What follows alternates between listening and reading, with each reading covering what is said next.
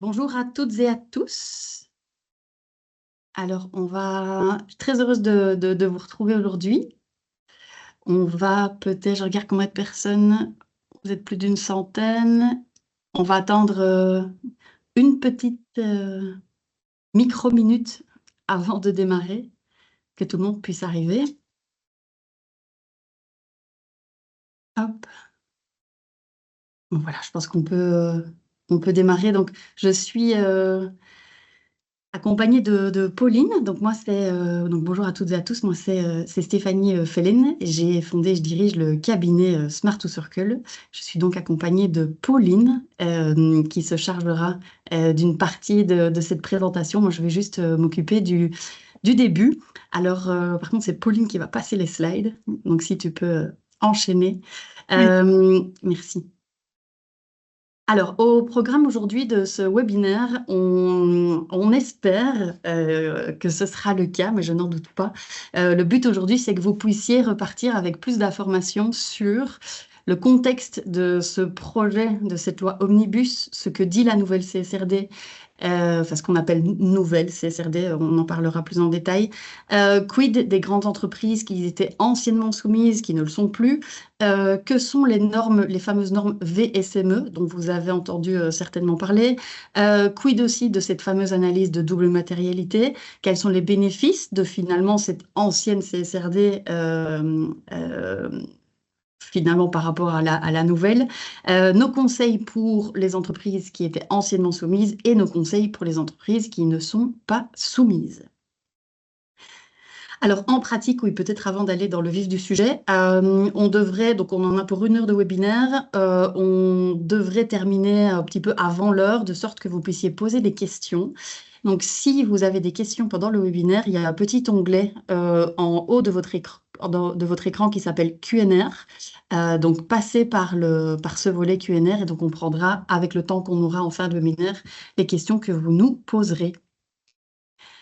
Alors, quelques mots sur Smart to Circle, très rapidement. Donc, nous, on est un cabinet de conseil qui est basé à Liège. Notre mission, c'est d'aider un maximum d'entreprises à changer le monde grâce à leur business. Donc, c'est vraiment ce qu'on pense, que vous fassiez des petits pois, des biscuits, ou que vous soyez dans l'industrie lourde, ou que vous soyez dans le service, un cabinet d'avocats.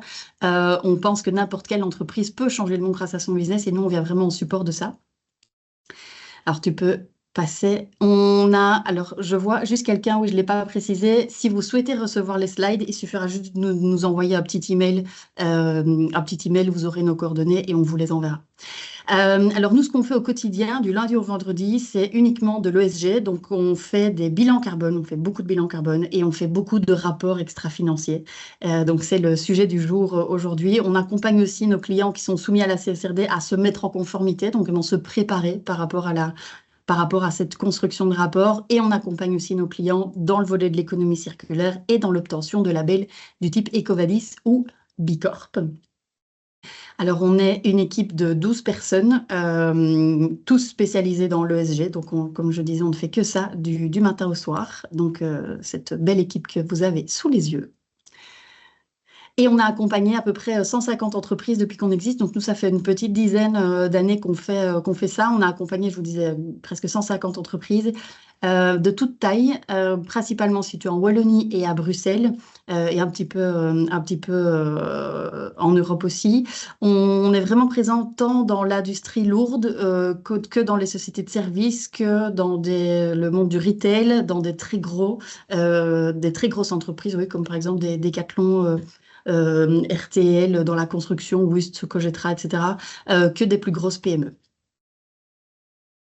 Alors, un petit mot introductif sur cette fameuse CSRD. Est-ce qu'elle va disparaître? Alors, non. Donc, cette CSRD, elle ne disparaît pas. Alors, pourquoi on parle de disparition? C'est parce que le vice-président exécutif de la Commission a annoncé aux alentours du mois de janvier une possible suppression du reporting. Alors, ce n'est évidemment pas une suppression, mais par contre, une simplification via cette fameuse loi appelée Omnibus au niveau de l'Europe. Donc, Omnibus, c'est un paquet qui vise à simplifier toute une série de démarches administratives au niveau de l'Europe et arrive dans ce paquet Omnibus la CSRD, mais tout comme des tas d'autres sujets notamment par exemple le sujet de l'agriculture, sur lequel il y a beaucoup de pression au niveau administratif aussi. Donc l'objectif de l'Europe, finalement, avec ce projet, avec cette loi Omnibus, c'est de rendre l'Europe plus compétitive. L'Europe, elle se retrouve aujourd'hui dans un contexte assez complexe, finalement, dans un contexte géopolitique qui la pousse à réagir vite et à ne pas mettre trop de pression administrative sur ces entreprises, de sorte que les entreprises puissent être plus, euh, plus résilientes sur le volet économique par rapport au monde qu'on connaît aujourd'hui. Alors, le seul petit bémol, et on en reparlera un petit peu par la suite, c'est que cette nouvelle CSRD, elle est venue réduire le champ d'application, le champ d'entreprises concernées. Et donc, on se retrouve aujourd'hui avec, on en parlera un peu plus en détail par la suite, mais avec des entreprises qui, par exemple, vont avoir 500 personnes et vont faire 1 milliard de chiffre d'affaires, qui ne sont plus concernées par cette obligation de reporting. Donc, selon nous, quelque part, réduire la charge de pression sur des PME, quand on a 500 personnes, 1 milliard de chiffre d'affaires, on n'est plus concerné, seulement on n'est pas vraiment une PME. Mais ceci dit, l'Europe peut aussi encore changer, bien entendu, puisque ce qui a été dit aujourd'hui peut changer dans 6 mois, peut changer dans 1 an. Donc peut-être y aura-t-il des modifications et notamment peut-être une nouvelle catégorie d'entreprises, dite entreprises de taille intermédiaire, ETI, qui permettrait d'avoir cette nuance entre vraiment des vraies PME et des PME finalement qui sont plus proches des grandes entreprises. Alors tu peux passer, Pauline. Donc nous, avant la CSRD, on avait nos clients qui nous contactaient, donc ça fait une petite dizaine d'années qu'on fait ça, qui voulaient avoir de l'impact, qui voulaient avoir une stratégie de durabilité qui fait sens, vouloir agir concrètement. Et aujourd'hui, on se retrouve avec, depuis la CSRD, des tas d'entreprises qui se disent, tiens, c'est quoi cette directive? Maintenant, on m'oblige à faire du reporting. Et puis, on nous dit qu'on entend des choses du style, je ne vois pas pourquoi on devrait m'obliger. Est-ce qu'on va m'obliger à acheter des voitures électriques? On rentre vraiment dans des débats qui sont quelque part non constructifs, malheureusement, avec cette CSRD. Ça a fait peur aussi, ça a fait peur aux entreprises, cette CSRD, malheureusement. Alors on entend aussi évidemment Trump qui lui fait tout ce qu'il veut, que la Chine elle fait ce qu'elle veut et que cette pression elle est uniquement sur les sociétés européennes. Et donc on s'est retrouvé avec une CSRD qui a finalement tellement effrayé les entreprises qu'elle a finalement repoussé tout le sujet, quelque part a mis tout le sujet de l'ESG dans le même panier que ce reporting complexe proposé par l'Europe. Malheureusement. Alors, nous, ce qu'on voudrait juste attirer votre attention là-dessus, c'est que l'intérêt, donc le pourquoi cette directive européenne est née, c'est simplement, et c'est très louable, l'Europe, elle a voulu que chaque entreprise puisse communiquer de la même façon sur ses performances environnementales, sociales et sur le sujet de la gouvernance. Exactement comme en finance. Donc aujourd'hui, n'importe quelle entreprise doit publier ses comptes via un bilan et un compte de résultat. Et on le fait toutes et tous, toutes nos entreprises, de la même façon. Sur le sujet de l'ESG, ce n'est pas le cas. Donc c'est pour ça que l'Europe a voulu un reporting identique pour tout le monde. Par contre, effectivement, sur le comment, elle a fait ce que l'Europe sait faire, c'est-à-dire quelque chose de très, très, très complexe, très compliqué. Donc un texte de 260 pages, et elle a amené cette notion de presque 1200 data points. Alors, quand vous entendez data point, votre cerveau, il entend données, ce qui est tout à fait logique. Or, dans le langage CSRD, un data point, ce n'est pas forcément un chiffre. Un data point, ça peut être une phrase. Donc une phrase qui dit « Nous avons un comité ESG en place dont les membres sont les membres du comité de direction ou du conseil d'administration, par exemple », c'est un data point. Ou dire que nous avons un plan de transition climatique, c'est un data point. Dire nous avons un objectif de réduction d'émissions de CO2 aligné avec SBTI, c'est un data point. Donc déjà là, il y a de la confusion pour les entreprises de se dire, mais enfin, je vais quand même devoir donner 1200 données, alors que pour certaines, parfois, il n'y a même pas d'ERP. C'est quelque chose qui a fait peur. D'autant plus que dans ces 1200 données, tout n'est pas obligatoire. Et donc, on se retrouve avec quoi? Avec un rapport qui fait potentiellement 400 pages, que personne ne lira jamais, et qui n'est pas exploité, qui n'est pas pragmatique. Donc ça, c'est malheureusement le côté le bas qui blesse, j'ai envie de dire, dans cette CSRD. Alors, tu peux poursuivre. Donc, ce qui est vraiment important à comprendre, et s'il y a peut-être une chose que j'aurais envie que vous puissiez retenir aujourd'hui, c'est ça, c'est qu'en finance, il existe des normes. Et donc, les normes, c'est quoi? C'est l'IFRS et les GAAP. Donc, c'est vraiment la norme comptable qui explique comment on fait cette comptabilité.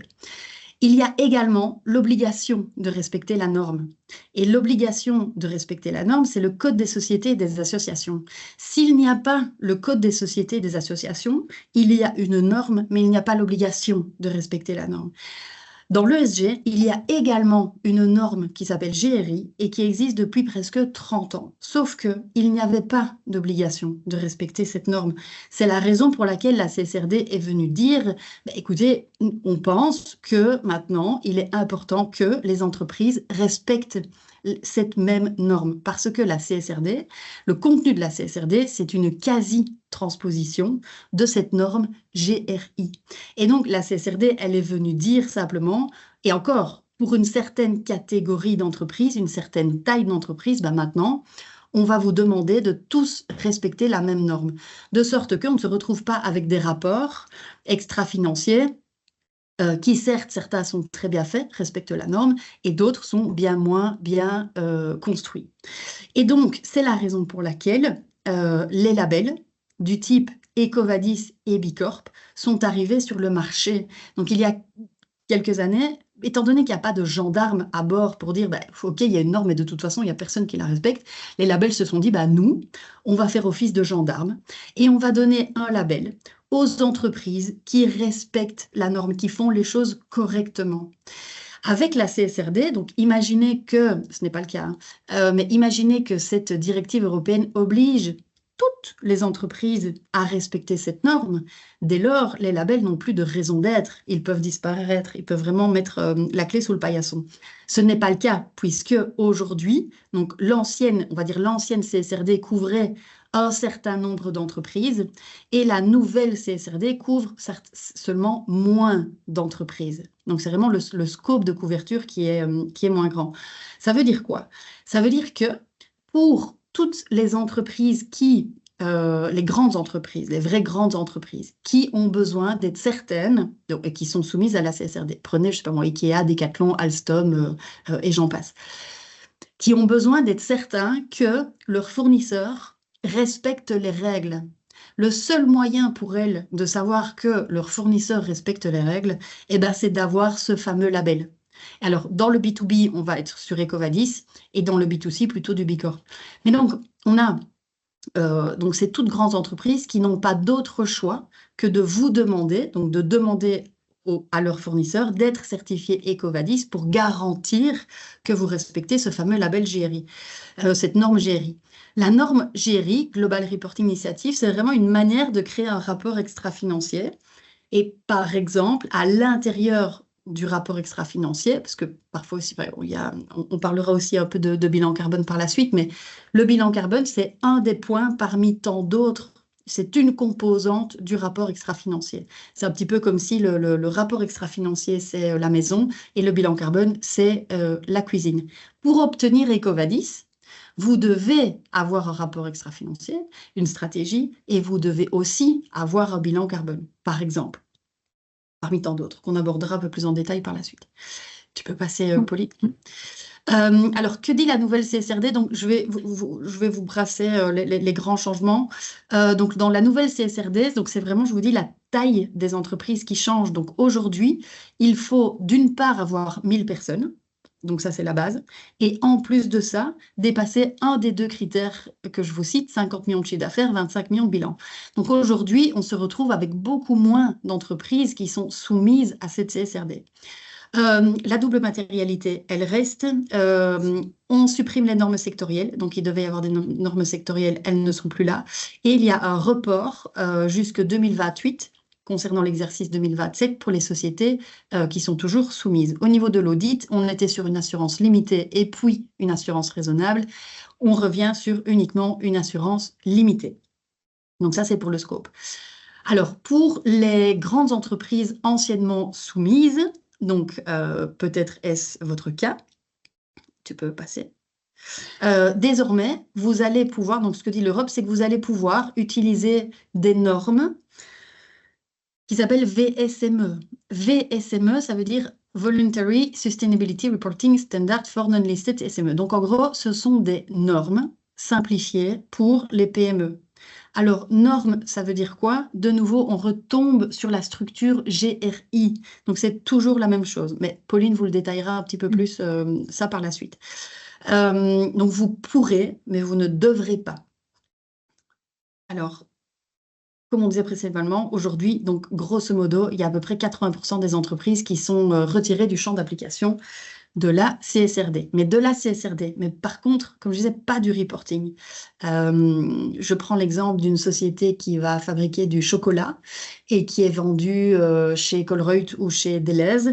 Delhaize Colruyt continue d'exiger des informations de cette PME qui fabrique du chocolat et qui a 80 personnes, même si cette PME n'est absolument pas soumise à la CSRD. Donc, en résumé, dans la nouvelle CSRD, il faut dépasser 1000 personnes et un des deux critères sur le chiffre d'affaires et le bilan. Et pour les autres, on est sur du reporting volontaire. Donc, elles ont vraiment le choix de réaliser un reporting, alors soit complet, soit toujours CSRD, soit VSME. Donc, c'est vraiment au choix, mais ça reste du volontaire. Ce qui est bon à savoir aussi, c'est qu'en l'état, les propositions, elles vont être transmises au Parlement européen et au Conseil pour examen et pour adoption. Ensuite, il faudra encore transposer tout ceci dans le droit national. On n'a pas de boule de cristal, mais ça devrait prendre 1 an, 2 ans, peut-être plus à voir. Donc, en l'état, typiquement aujourd'hui, à l'heure à laquelle je vous parle, le 19 mars, les sociétés belges en tout cas, sont toujours soumises à l'ancien système, jusqu'à ce que ce soit transposé. Alors, un petit mot sur le devoir de vigilance. Donc, c'est la CS3D. La CS3D, le devoir de vigilance, c'est quoi? Donc, c'est pour les entreprises de plus de 1000 personnes et dont le chiffre d'affaires est supérieur à 450 millions d'euros.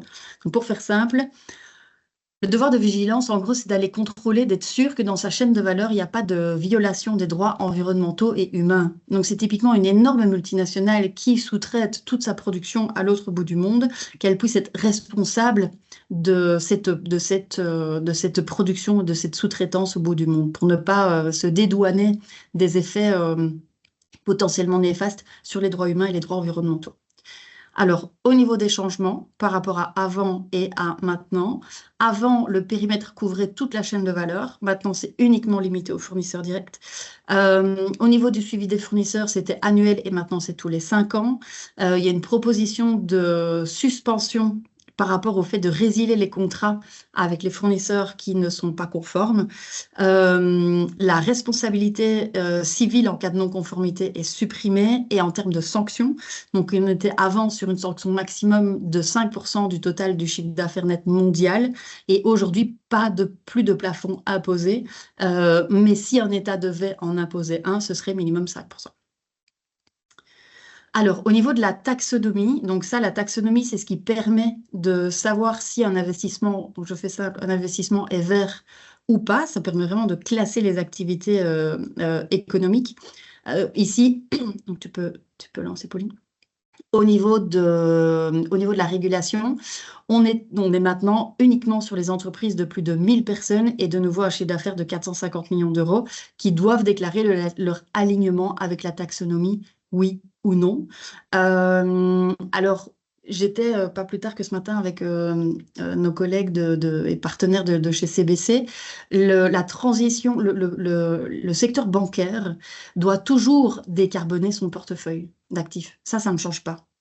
Donc, ça veut dire que, par exemple, au niveau du secteur bancaire, il est toujours question de financer ou non un crédit d'investissement pour une société qui est classée, je caricature, classée verte ou pas verte, et un investissement classé vert ou pas vert. Donc ça ne change pas. Tu peux passer. Au niveau du CBAM, donc tu peux mettre aussi, Pauline, déjà le avant et le après. Au niveau du CBAM, donc le CBAM, c'est le mécanisme d'ajustement de carbone aux frontières. Ça vise à imposer un coût sur les émissions de CO2 des produits qui sont importés, comme par exemple l'acier, l'aluminium, le ciment. Donc là, de nouveau, on est dans la nouvelle version sur une suppression des obligations pour 90% des importateurs. Donc c'est toujours cette volonté d'alléger la charge. Au niveau de la date d'implémentation, on est décalé d'un an. Au niveau de la couverture des produits, pas encore d'extension, ça peut s'étendre à certains secteurs. Et au niveau du processus de suivi des émissions, on est maintenant sur un processus simplifié, contrairement à avant. Donc ça, c'est pour le résumé des changements et du scope. Alors, au niveau du reporting ESG, parce que finalement, c'est le sujet du jour, moi, je voudrais juste, et je clôturerai là-dessus avant de donner la main à Pauline, rappeler que l'important, donc pourquoi faire un rapport extra-financier, c'est pas pour faire du reporting pour faire du reporting. C'est comme quand vous faites votre comptabilité. C'est pas faire de la compta pour faire de la compta, c'est de connaître quel est l'état de votre chiffre d'affaires, quel est l'état de votre résultat, quelle est l'évolution de vos coûts. Ça permet de piloter votre entreprise. Donc vraiment, l'intérêt d'un rapport extra-financier, c'est vraiment de se dire, tiens, est-ce que j'ai pas certains risques au regard du changement climatique par rapport à mes fournisseurs qui sont situés là, là et là? Est-ce que dans 10 ans, j'aurai toujours mes matières premières qui contiennent du cuivre? Parce que le cuivre, c'est que ça reste quand même une matière qui est en pénurie et rapide. Donc c'est vraiment de se rendre compte pour se rendre compte parce qu'il y a une urgence sur le volet climatique, mais il y a aussi urgence sur le volet économique et sur le volet social. Donc on n'est pas que sur des sujets environnementaux, bien sûr, on est aussi sur le volet social. Alors sur le comment, nous, ce qu'on préconise, c'est du pragmatisme, donc c'est vraiment travailler en équipe avec les comités de direction, avec l'entreprise tout entière, étape par étape, et d'aboutir à quoi? Un rapport extra-financier. Alors peut-être pas d'une page comme on le voit ici à l'écran, mais en tout cas quelque chose qui est concret et qui fait sens pour vous, qui vous permet d'avancer, qui vous permet de vraiment vous rendre compte pour se rendre compte, qui permet à vos parties prenantes, que ce soit des employés, des banques, des investisseurs, des fournisseurs, des clients qui vous posent des questions, de pouvoir leur dire, bah, voilà mon rapport extra-financier, il est correctement construit et tout est dedans. Donc ça, c'est vraiment ce que nous, on pense de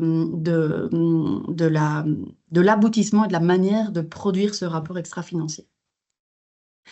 Et je pense maintenant, oui, c'est maintenant que je donne la parole à Pauline, s'il te Merci plaît. Stéphanie pour l'introduction. Et donc moi, en fait, je vais plutôt maintenant vous parler, mais finalement, qu'est-ce que c'est ces normes VSME? VSME, donc, qui sont ces normes qui sont maintenant préconisées par l'Europe pour les entreprises qui étaient anciennement soumises à la CSRD et qui ne le seraient plus ici dans le futur. Alors, les normes VSME, donc pour Stéphanie, on a déjà parlé, mais il faut bien se remettre en tête que la CSRD, elle n'a pas tout réinventé. Elle s'est vraiment basée sur des normes, les normes GRI pour construire cette CSRD. Et comme Stéphanie le dit souvent, mais finalement, la CSRD, c'est un peu une mayonnaise. Le GRI, il a donné les ingrédients de base pour le GRI. Et puis la CSRD, elle est venue rajouter un peu d'huile de truffe, comme ça. Et donc, elle est venue un peu enrober. Elle est venue mettre une obligation, surtout sur ces normes GRI. Mais ces normes GRI, c'est vraiment la base, enfin, c'est la structure de la CSRD. Et finalement, après, les normes VSME, elles se sont inspirées de la CSRD, donc en fait du GRI aussi, mais de manière beaucoup plus light. C'est vraiment des normes qui ont été simplifiées et adaptées puisqu'elles étaient à destination des petites et moyennes entreprises. Donc, les normes VSME, dans le hall de CSRD, donc quand on était dans l'ancien régime, ces normes VSME étaient préconisées pour les petites et les moyennes entreprises qu'elles pouvaient implémenter de manière volontaire. Et ces normes, donc comme je viens de le dire, étaient basées sur la CSRD, mais on le verra, elles étaient beaucoup plus simplifiées et adaptées à la capacité des petites et moyennes entreprises. Alors, donc, petites et moyennes entreprises, ça concernait aussi les micro-entreprises. Donc, micro-entreprises dans l'ancienne CSRD, ça veut dire quoi? Ça voulait dire qu'on devait respecter, enfin, au maximum, donc respecter au maximum deux des trois critères suivants. Donc 450 000 de total bilan, 900 000 de chiffre d'affaires net et une moyenne de 10 employés. Petite entreprise, c'est la même chose, donc c'est au maximum deux des trois critères suivants, 5 millions d'euros de total du bilan, 10 millions d'euros de chiffre d'affaires net et une moyenne de 50 employés. Et puis moyenne entreprise, on a aussi au maximum deux des trois critères suivants, 25 millions d'euros de total bilan, 50 millions d'euros de chiffre d'affaires net et une moyenne de 250 employés. Donc ça, c'était selon la nouvelle CSRD, non, selon l'ancienne, CSRD, et on va voir dans le futur si les amendements, les changements que pourrait suggérer le Parlement vont ou pas changer ces seuils. Alors, les normes VSME, comment ça fonctionne? Il y a ce qu'on appelle d'abord un module de base. Donc, le module de base, c'est vraiment les exigences minimales de publication au niveau des sujets de durabilité, donc ESG, environnement, social et gouvernance. Alors, ce module de base, il faut bien comprendre que pour les micro-entreprises, c'était vraiment la base de la base et ça suffisait. Par contre, pour les petites et moyennes entreprises, c'était vraiment le minimum du minimum, le module de base. Et donc, souvent, l'Europe préconisait très fort, si on allait dans ces normes VSME, de ajouter à ce module de base un module complémentaire. Donc on va y revenir, mais c'est des infos vraiment qui viennent mettre un complément aux informations de base. Et donc, ce module complémentaire était destiné pour les petites et moyennes entreprises, selon la définition que je viens de vous présenter juste avant. Alors, concrètement, qu'est-ce qu'il y a dans ce module de base? Mais la première chose, c'est la base de présentation. Donc ça ne change pas, c'est ce que l'on disait, c'est par rapport à la CSRD pour ceux qui ont suivi les anciens webinaires.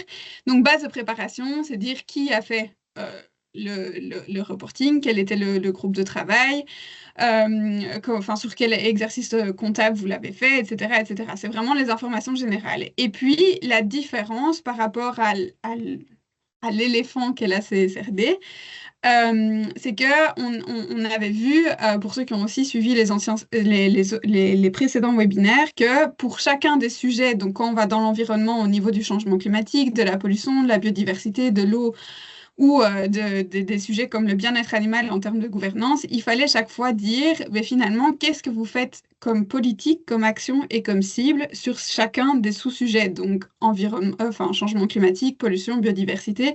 Chaque fois, pour chacun des sujets, il fallait dire quelles sont les politiques de biodiversité, quelles sont les actions en termes de pollution, quelles sont les cibles en termes d'eau, etc., etc. Ici, le module de base, au niveau des VSME, il synthétise en fait.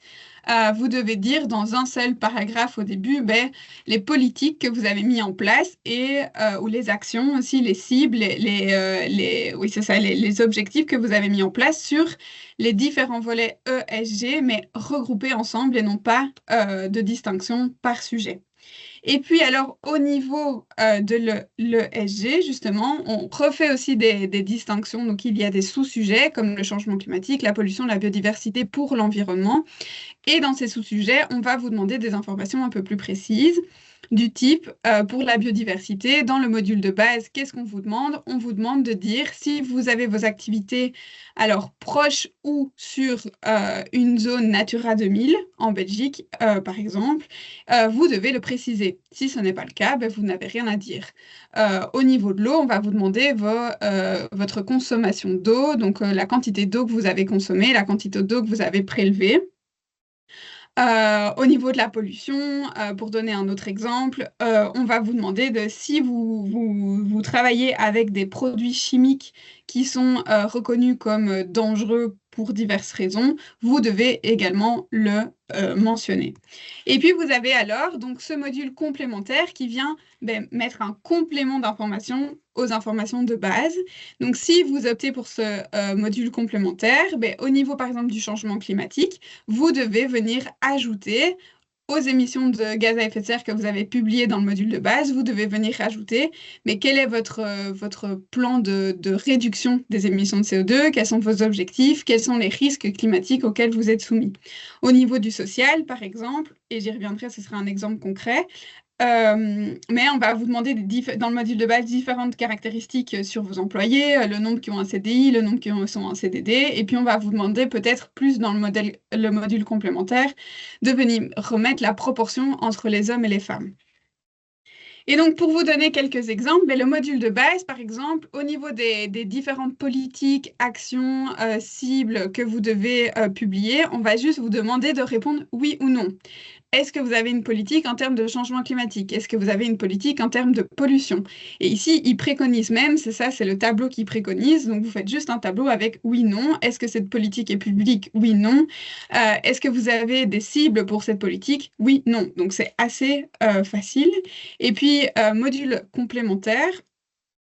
Qu'est-ce qu'il faut venir dire ici si vous êtes dans le module complémentaire? Mais vous devez donner un peu plus d'informations sur la politique que vous avez choisi de mettre en place. Vous devez décrire un peu mieux l'objectif que vous vous êtes fixé et surtout dire finalement quelle est la personne qui a le niveau hiérarchique le plus haut dans l'entreprise qui est responsable de suivre cette politique.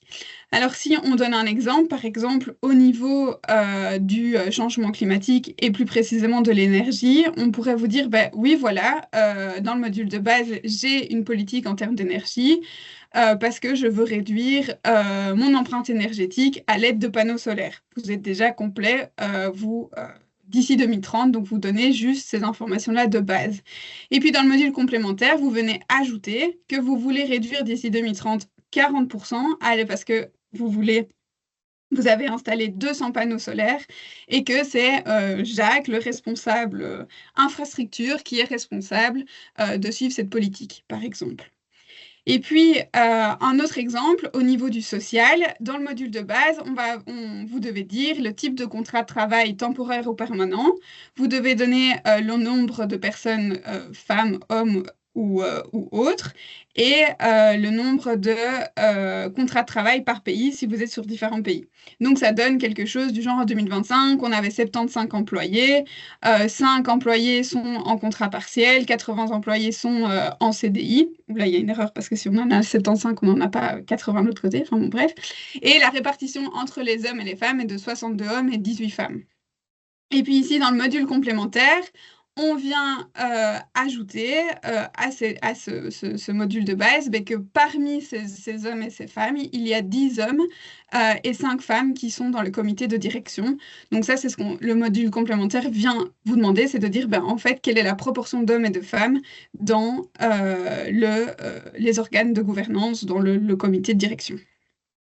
Alors, quelques exemples finalement de KPI à fournir. Donc, pour ceux aussi qui ont suivi les précédents webinaires et donc qui sont en replay sur notre site internet si ça vous intéresse, vous avez vu que souvent par sujet, on avait beaucoup d'indicateurs à fournir. Ici, finalement, pour l'environnement, ça peut se résumer grosso modo à ce tableau, peut-être un peu plus, mais ça s'arrête là. Vous pouvez juste publier votre consommation d'énergie, la part d'énergie renouvelable que vous avez, vos émissions de scope 1 et de scope 2. Alors attention que scope 1, scope 2, c'est dans le module de base et le scope 3 est demandé dans le module complémentaire. Et puis au niveau de la gestion des déchets, vous pourriez juste donner le poids total des déchets que vous avez générés.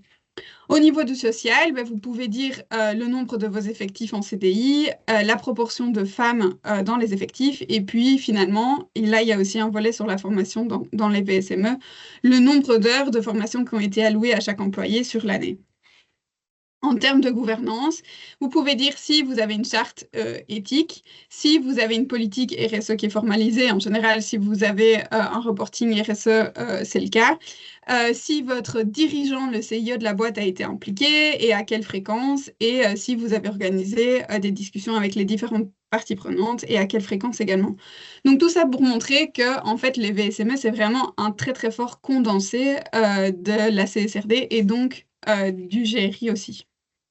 Alors, ce qui est bon à savoir, c'est que la nouvelle CSRD, qu'on va appeler ça comme ça, la Commission européenne a annoncé qu'elle allait de toute façon pour les entreprises qui sont toujours soumises à la CSRD, elle a annoncé qu'on allait simplifier ces données. On ne sait juste pas encore comment. Donc, sur, je ne sais pas moi, les 1200 data points que Stéphanie a dit qu'il y avait tout à l'heure, peut-être qu'il n'y en aura plus que 600. Okay, mais on ne sait pas trop quelle va être la proportion de simplification et surtout lesquelles vont sauter et ne pas sauter. Il faut bien dire que pour l'instant, la Commission européenne ne s'est pas positionnée concernant ces VSME. Donc, elle a juste dit que les entreprises qui étaient anciennement soumises, qui ne le sont plus, pouvaient donc se concentrer, faire un reporting selon les normes VSME. Est-ce que ces VSME... Vous voyez ici, dans l'ancien régime CSRD, on avait le module de base pour les micro-entreprises et le module complémentaire pour les petites et moyennes entreprises. Mais ici, finalement, ça n'a pas trop de sens que les anciennes entreprises soumises à la CSRD qui ne le sont plus, qui sont quand même des entreprises avec plus de 250 employés, un certain montant de chiffre d'affaires, etc., soient en fait jugées au même niveau de reporting que peut-être des petites entreprises, on disait, qui ont une dizaine d'employés. Donc là, il y a quelque chose potentiellement qui pourrait changer dans le futur. Ça peut être potentiellement des amendements qui seront faits par le Parlement ou pas, on ne sait pas, mais tout ça pour dire que donc ces VSME, elles ne sont pas non plus figées, elles vont peut-être aussi évoluer dans le futur. Ici, ce qu'on vous a présenté, c'est comment elles étaient dans l'ancienne version de la CSRD et on n'a pas encore d'informations sur comment elles pourraient évoluer dans le futur. Alors, au niveau de l'analyse de matérialité, donc Stéphanie vous a déjà dit tout à l'heure que cette analyse de matérialité pour les entreprises qui sont toujours soumises à la CSRD, elle existe toujours, donc elle n'a pas été remise en question. Pourquoi elle n'a pas été remise en question? Mais notamment parce que la double matérialité, l'Europe s'est quand même bien rendu compte qu'elle était essentielle pour en fait aborder les vrais sujets. Qu'est-ce qu'on veut dire par vrai sujet? Si vous prenez l'exemple d'IKEA, s'ils mettent dans leur rapport qu'ils ont retiré les gobelets en plastique des salles de réunion, c'est très bien. On va pas dire que c'est pas bien, c'est très bien.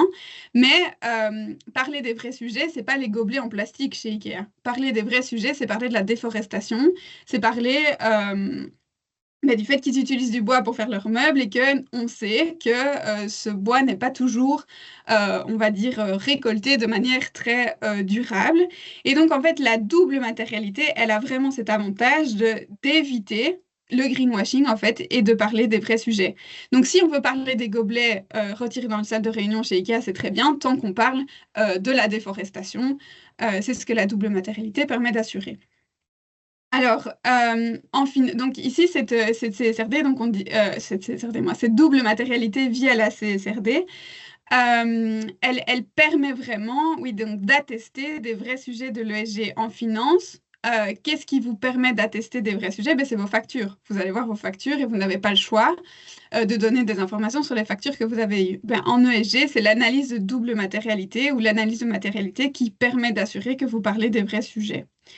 Alors, on a donc simple matérialité vs double matérialité. Pour ceux qui sont moins familiers, donc la simple matérialité, c'est ce qui était fait avant la CSRD. Donc la CSRD, par rapport au GRI qu'on disait tout à l'heure, a quand même eu l'avantage de venir ajouter cette notion de double matérialité qui n'existait pas avant. On était plutôt dans le régime de simple matérialité. Simple matérialité, ça veut dire quoi? Ça veut dire que donc vous devez analyser quels sont vos vrais sujets pour votre entreprise. Donc la déforestation pour IKEA, c'est un sujet. Ce n'est pas forcément le cas pour Danone. Ok. Donc le sujet de la déforestation chez IKEA est un vrai sujet et donc vous voyez, chacun des sujets essentiels par entreprise, c'est des boules sur la matrice. Et puis, ces boules, on va devoir venir identifier quels sont les sujets qui sont les plus importants sur lesquels je vais devoir donner des informations et ceux sur lesquels c'est moins important de donner des informations.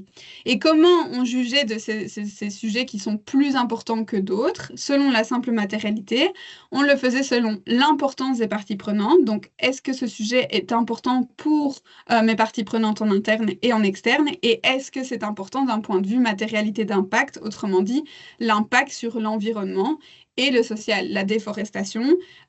Chez IKEA, c'est très très important d'un point de vue impact sur l'environnement et ça peut être un sujet aussi très important pour les parties prenantes. Et donc, dans ce cas-là, le sujet est situé dans la zone verte et il faut faire du reporting dessus. Voilà. Alors, pour la double matérialité, c'est un peu différent. C'est la même chose. Vous identifiez vos vrais sujets. Et puis après, vous devez maintenant venir identifier sur lesquels vous allez communiquer, vous allez faire du reporting. Alors là, la différence avec la simple matérialité, c'est qu'on ajoute une dimension qui est la matérialité financière, donc sur l'axe des ordonnées.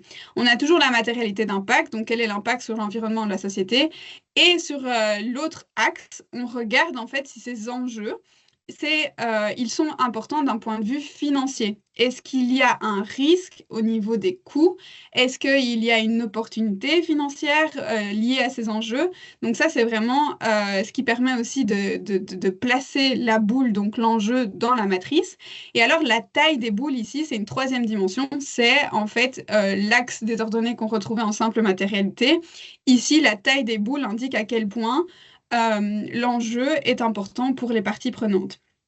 Et donc la double matérialité, elle dit que les enjeux sur lesquels il faut faire du reporting sont ceux qui remplissent, qui sont matériels du point de vue des deux matérialités, mais aussi qui sont matériels uniquement pour la matérialité financière ou uniquement pour la matérialité d'impact. Et donc, cette double matérialité, elle a vraiment l'avantage, en fait, de se poser les vraies questions, les bonnes questions pour l'avenir de la société, puisqu'on va se dire, mais en fait, est-ce que j'ai, par exemple, si je prends le cas du changement climatique qui peut être un enjeu, est-ce que j'ai un potentiellement risque d'être affecté par une taxe carbone? Est-ce que je peux avoir l'opportunité, comme j'ai développé une solution, une technologie qui est révolutionnaire pour la santé publique, mais ça peut être une opportunité pour moi d'avoir de nouveaux financements et des nouveaux subsides. Voilà, tout ça, c'est des questions. En fait, ça permet vraiment cette double matérialité, non seulement de se dire, mais finalement, moi, quels sont mes enjeux sur l'environnement et sur la durabilité, mais quels sont aussi pour moi les risques et les opportunités de ces enjeux pour mon business. Alors, en résumé, nous, on aime bien dire que donc la CSRD, c'est vraiment un éléphant. C'est vraiment un éléphant parce que c'est mastoc en termes de données et c'est surtout très complexe. C'est complexe en fait de savoir quel data point est volontaire, quel data point est obligatoire selon le fait que le sujet est devenu matériel ou pas, c'est assez compliqué. Et finalement, le GRI, il n'est pas moins important en termes de données à fournir, mais par contre, il est moins important, c'est plutôt le léopard ou le guépard, il est moins important en termes de complexité. Et puis alors, vous avez vraiment les VSME, il y a le petit minou tout gentil, le petit chat tout gentil, qui est inspiré donc des GRI et de la CSRD, et qui est beaucoup, beaucoup, beaucoup plus simple que l'éléphant ou le guépard. Alors donc, il faut bien aussi garder en tête que donc la CSRD, tant qu'elle est, elle reste obligatoire pour certaines entreprises et que donc c'est la double matérialité qui est préconisée. Au niveau du GRI, on peut faire simple ou double et nous on vous conseille double. Pourquoi? Parce que le GRI, donc les entreprises qui étaient anciennement soumises, qui ne le sont plus mais qui sont quand même proches, on va dire, des seuils des entreprises qui restent soumises à la CSRD, en général, il faut qu'elles parlent le même langage que les entreprises qui sont encore soumises à la CSRD et surtout aussi pour les banques. Et donc, en fait, garder la double matérialité, c'est vraiment assurer qu'il y ait le même langage entre ces entreprises qui sont encore soumises et celles qui ne le sont plus. Et puis alors, au niveau des entreprises qui seraient peut-être un peu plus petites, et notamment aussi toujours les PME et les micro-entreprises.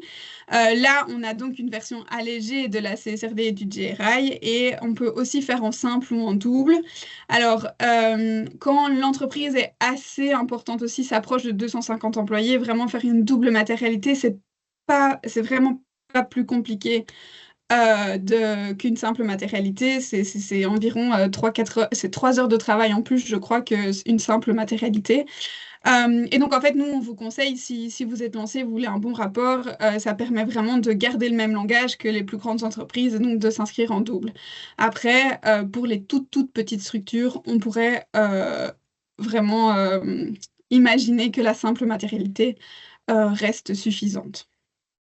Alors, pour vous donner quelques exemples et surtout pour vous montrer qu'en fait, il n'y a pas énormément de... Enfin, que c'est vraiment en fait la même structure entre les trois types de référentiel de reporting.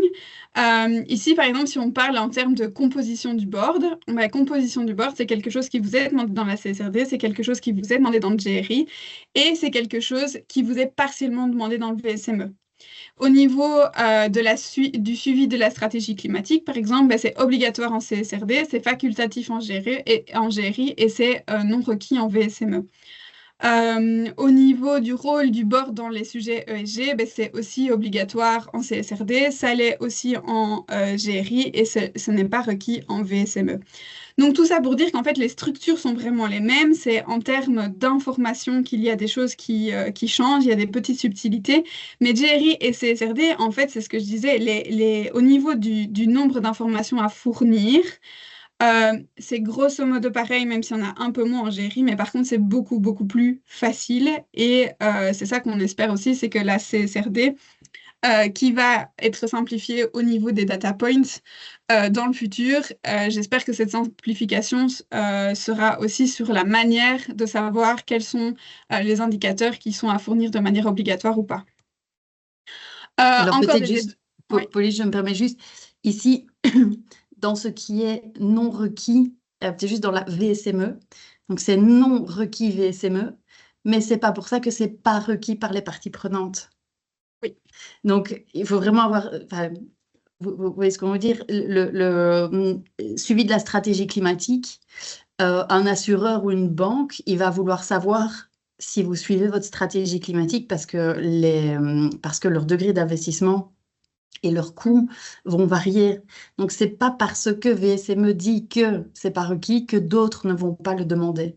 Label du type EcoVadis, par exemple, pareil, bah, vous allez avoir ou non des points si vous avez un suivi de la stratégie climatique, par exemple. Donc ça, c'est peut-être une petite chose à... Subtilité importante. Et c'est Oui, notamment peut-être aussi ce qui va évoluer dans le futur avec les changements ou les recommandations du Parlement et des différents États qui sont derrière. D'autres exemples, donc le plan de transition, c'était quelque chose qui était obligatoire en CSRD, qui ne l'était pas en GRI et qui ne l'est pas non plus en VSME.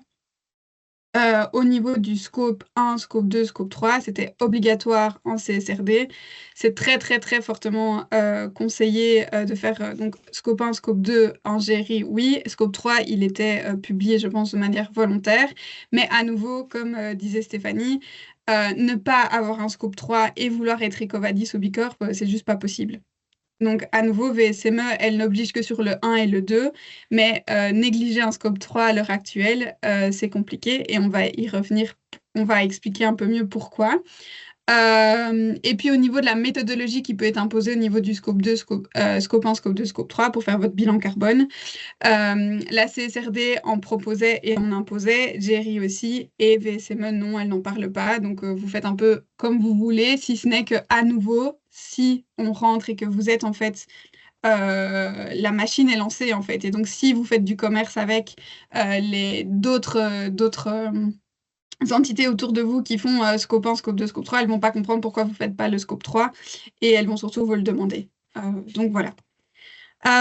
Oui, donc c'est ça, ne pas oublier que les parties prenantes, les différents clients, vos marchés publics, les banques, etc., vont vous demander plus que le VSME. Parce que le VSME, c'est vraiment la base de la base de la base, qui était donc pour les PME et qui, comme je le disais, comparer une petite entreprise de 10 personnes à une boîte qui a déjà 600 personnes, c'est pas du tout les mêmes attentes et notamment aussi en termes de certification, juste se baser sur les VSME, ce sera pas suffisant.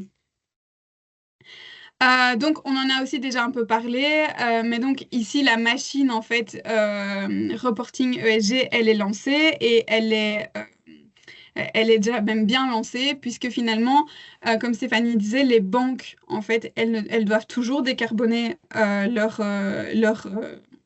investissements, leur portefeuille d'investissement.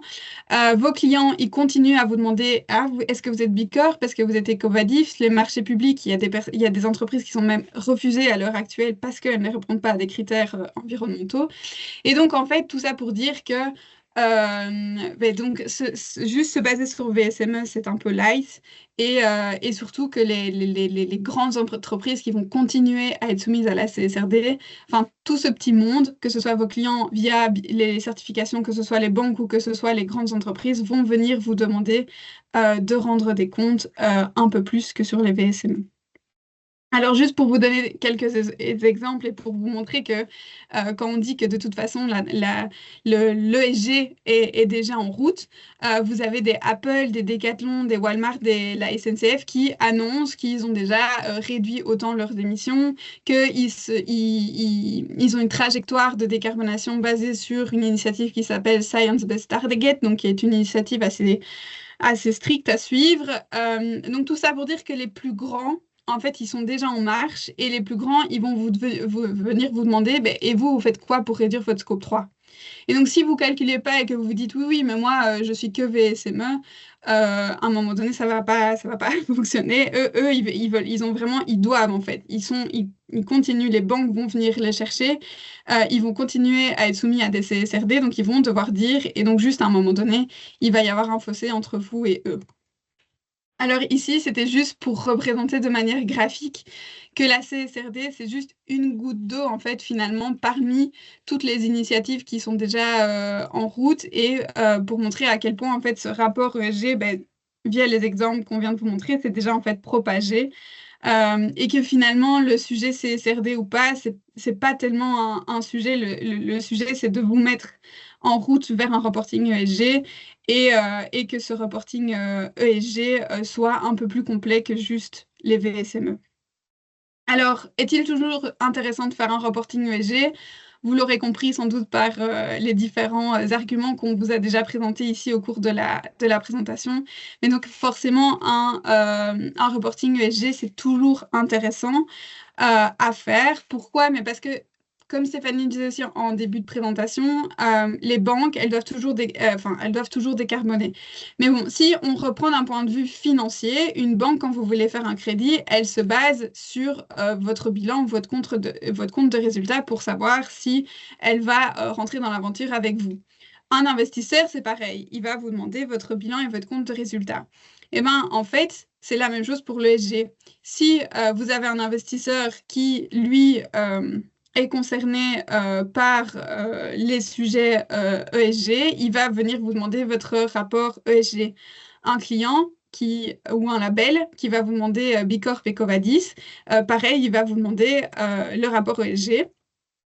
Pour lui se donner une idée, ou en tout cas pour l'obtention du label, c'est nécessaire, enfin, c'est indispensable que vous ayez votre rapport ESG. Et puis un futur employé, les jeunes générations restent quand même fort concernées par ces sujets ESG, et donc finalement, tout ça pour dire que le rapport ESG sur le sujet de l'ESG est au même titre qu'un compte de résultat ou qu'un bilan, c'est vraiment nécessaire de l'avoir et surtout de bien le faire.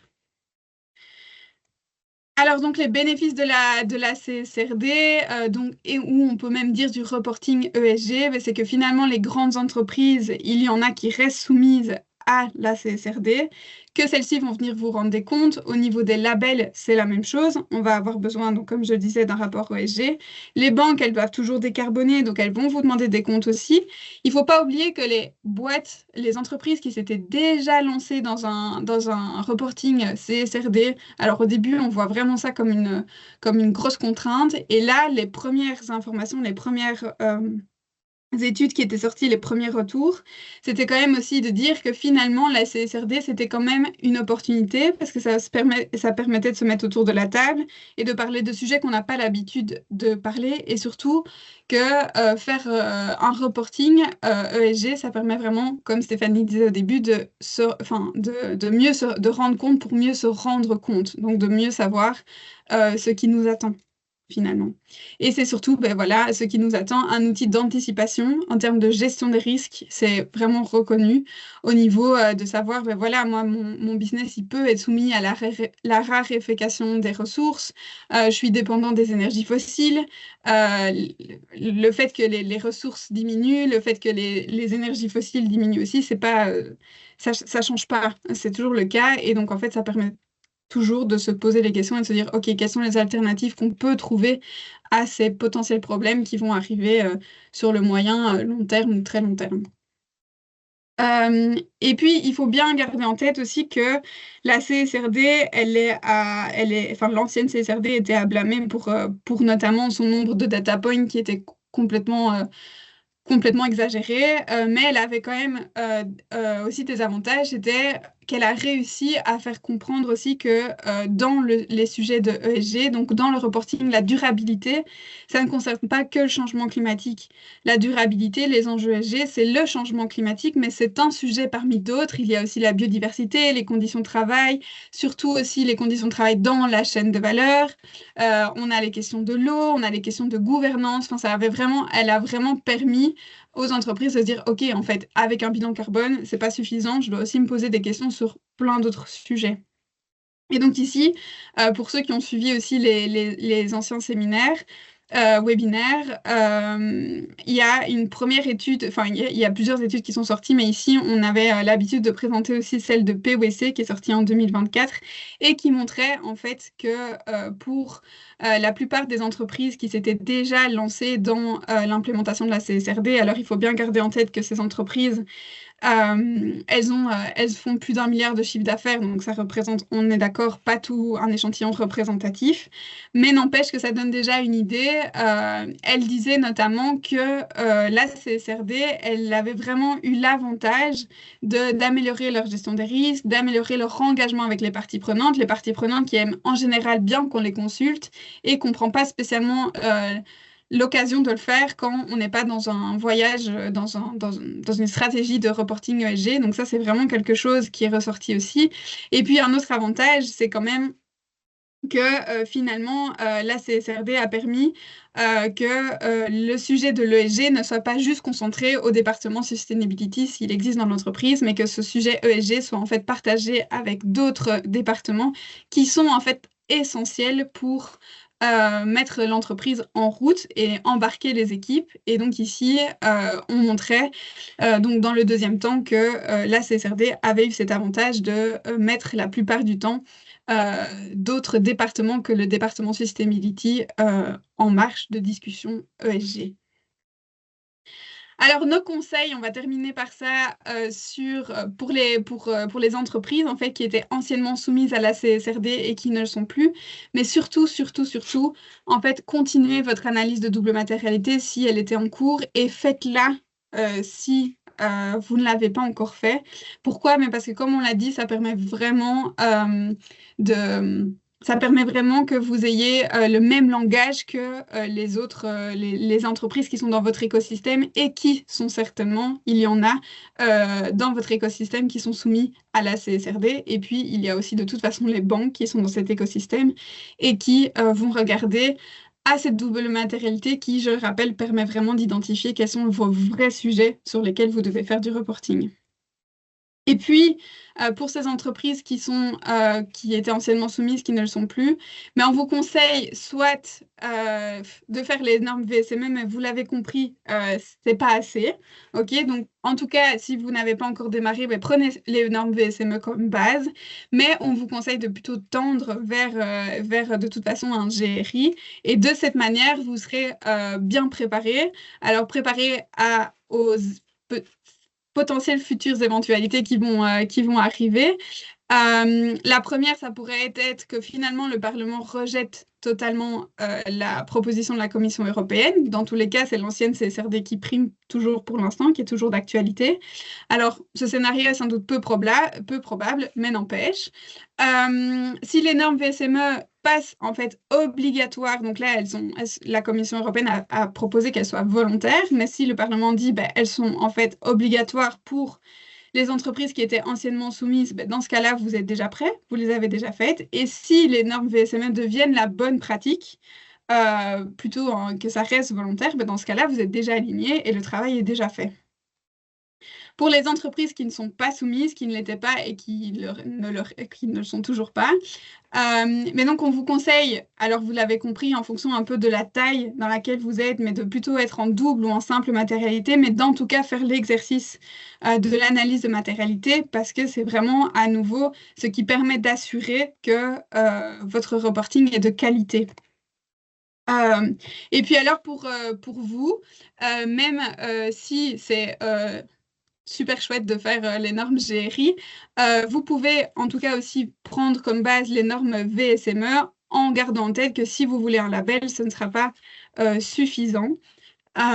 Et donc, de cette manière, en faisant votre analyse de simple ou de double matérialité avec évidemment un appui plus fort, un conseil plus fort pour la double matérialité, et en faisant plus que les normes VSME, ben, vous vous démarquerez de vos concurrents.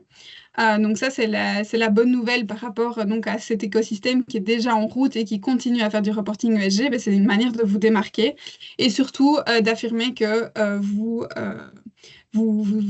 êtes dans les bonnes pratiques, vous faites déjà les choses correctement.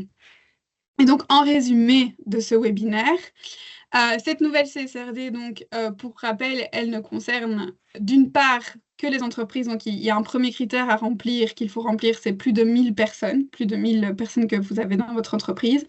Et en contrepartie, vous devez remplir deux des critères suivants, donc 50 millions de chiffre d'affaires ou 25 millions de total bilan.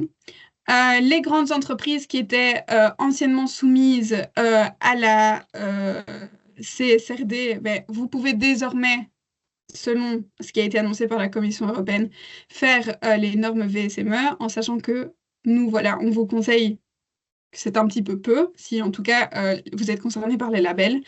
Et donc, en tout cas, notre conseil ultime, c'est de dire, mais faites un rapport qui est pragmatique, qui vous ressemble, et finalement qui dépend aussi des réalités dans lesquelles vous êtes. Si les labels, c'est votre réalité, mais faites un peu plus que les VSME. Si ça l'est pas, ben, contentez-vous des VSME qui sont déjà une très bonne pratique. Voilà.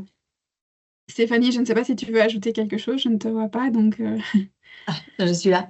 Non, c'est très clair pour moi. Je vois qu'il est 31, donc je vais juste prendre deux, trois questions rapidement pour y répondre. Et en attendant, donc il y a d'autres webinaires qui sont disponibles sur notre site.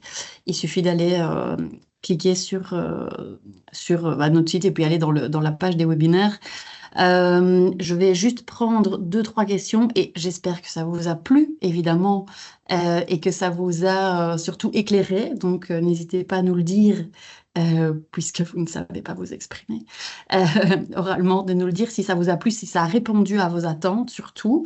Et alors, dans les questions, donc il y a effectivement, je le vois ici dans les commentaires, des questions de... Alors, chez Juliette, étant donné que ça prendra 2 ans à entrer dans le droit national, voire plus, on ne sait pas, est-ce que ça veut dire que vous devez toujours publier un rapport conforme en 2026? Ben, en fait, oui. Techniquement, oui. Légalement, oui. Mais dans la vraie vie, non. Il n'y aura pas d'amende, il n'y aura pas de... enfin, c'est difficile de répondre. Je dis techniquement, légalement, oui, mais en réalité, non. Donc, de nouveau, dans ce cas-là, c'est juste un rapport pragmatique. J'ai une autre question donc de Fabrice. Salut Fabrice. Donc pour les entreprises encore soumises, est-ce que le reporting est allégé? Donc ça, Pauline l'a dit. Oui, ce sera allégé, mais on ne sait pas encore comment. Donc de nouveau, la réponse c'est on prend du recul, on ne regarde plus la CSRD, on ne regarde plus cet affreux Excel de 10 000 onglets proposés par les FRAG. On prend du recul. On réfléchit 2 secondes, on respire et on se dit, OK, qu'est-ce qui est matériel chez moi? Quels sont les KPI utiles? Et je communique sur les KPI utiles et pragmatiques. Et là, de nouveau, il faut prendre du recul que ça fasse sens. Mais donc, techniquement, oui, il y aura moins de données obligatoires, mais on ne sait pas encore lesquelles. Donc, il y a Charles-Antoine qui demande s'il faut quand même continuer. Donc, vous êtes toujours soumis. Bah, de nouveau, j'ai envie de dire oui. Et une fois de plus, faites juste les choses de manière pragmatique. Donc, identifiez ce qui est pertinent. Et puis après, dans GRI ou CSRD toujours actuel, il y a tous les KPI. Donc vraiment, il n'y a pas que des KPI, il y a votre grande politique concrètement, les actions concrètes réalisées par rapport à l'enjeu. Alors, on a beaucoup parlé de décarbonation, mais il ne faut pas oublier qu'il n'y a pas que l'environnement. Il y a aussi tout le volet social hein, qui est tout aussi important. Mais je sais pas, moi, je prends la formation du personnel. Peut-être que c'est un enjeu matériel. Ben, dans ce cas, respirer, on respire, on réfléchit 2 secondes et on se dit, OK, c'est quoi là? Qu'est-ce que j'ai mis en place cette année-ci? Ah, ben, on a formé beaucoup plus de personnes là-dessus, là-dessus, là-dessus. OK, combien de personnes? Est-ce que tout le monde est formé ou est-ce que c'est que la direction? Pourcentage de personnes, nombre d'heures de formation moyen, et puis basta. C'est tout vraiment essayer de prendre du recul sur le type d'information pertinente pour un lecteur. Existe-t-il un fichier Excel? Bonne question. Donc, qui liste les data points VSME? Donc, non, en tout cas, pas à ma connaissance. Et comme je disais en réponse par écrit, je doute, donc c'est l'EFRAG hein, qui fait en général ce genre de choses. Ça m'étonnerait qu'ils en fassent un, surtout que, d'une part, c'est volontaire, et d'autre part, ça peut encore changer. Mais sait-on jamais. S'il y a quelque chose qui sort, ce sera du côté de l'EFRAG, mais en tout cas, il n'y en a pas. Maintenant, de nouveau, en fait, on tourne en rond. Hein. Sur l'énergie, c'est des kilowattheures, c'est de l'autoconsommation, c'est de la part d'énergie renouvelable. Sur l'eau, c'est des mètres cubes d'eau. Sur la formation, c'est des nombres d'heures de formation. Sur l'inclusion, la diversité, c'est des hommes, des femmes. Enfin, vous voyez, on tourne souvent un petit peu en rond. Et alors, j'ai d'autres questions, Nadège. Pour comptabiliser le nombre de personnes dans l'entreprise, considère-t-on quid d'une société mère? Bonne question. Donc là, on est toujours sur un volet consolidé, hein, donc pour savoir Ouais. si on tombe dedans. Donc ça ne change pas. Ouais. Et Et, donc, vous prenez... les personnes que vous devez compter, le nombre d'employés, c'est le nombre de personnes qui ont un contrat avec l'entreprise. Donc, si vous avez beaucoup d'intérimaires, mais qu'ils ont des contrats avec quelqu'un d'autre que vous, ils ne sont pas comptabilisés dans le calcul. Et alors, peut-on établir les simples ou doubles à intervalles plus espacés de 3 ans si on n'est plus concerné? Oui.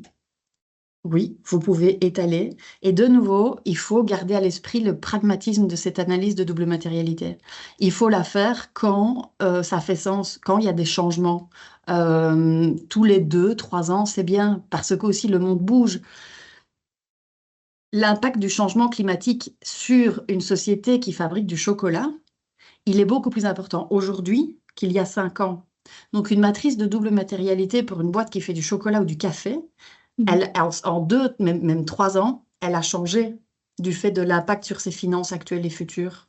Simplement parce que le cours du cacao explose en raison des effets du changement climatique, par exemple. Donc là, de nouveau, il faut quelque chose qui fait sens. Voilà pour les questions. Je pense que j'ai répondu à tout. De nouveau, n'hésitez pas à nous dire aussi si ça vous a plu et si ça a répondu à vos attentes. Et comme je vois qu'il est 36, eh bien, nous allons vous laisser. On va vous... Donc, si vous voulez les slides, écrivez-nous, on vous les enverra. Et alors, le webinaire, il sera disponible en replay sur le site. Et il y en a d'autres encore qui arrivent sur des sujets bien spécifiques. Bientôt, il y en a un sur la biodiversité, comment faire du reporting sur la biodiversité. On aura bientôt aussi un webinaire sur comment faire du reporting sur ces travailleurs, sur les travailleurs dans la chaîne de valeur, par exemple. Donc, n'hésitez pas à vous inscrire. Voilà. Et je Voilà, vois des merci. remerciements. Merci pour cette présentation très claire. Avec plaisir. C'est un plaisir pour nous. Et donc, on vous souhaite une très belle journée ensoleillée. En tout cas, Oui. chez moi ici, c'est ensoleillé. Profitez bien. Au revoir tout le monde. À bientôt.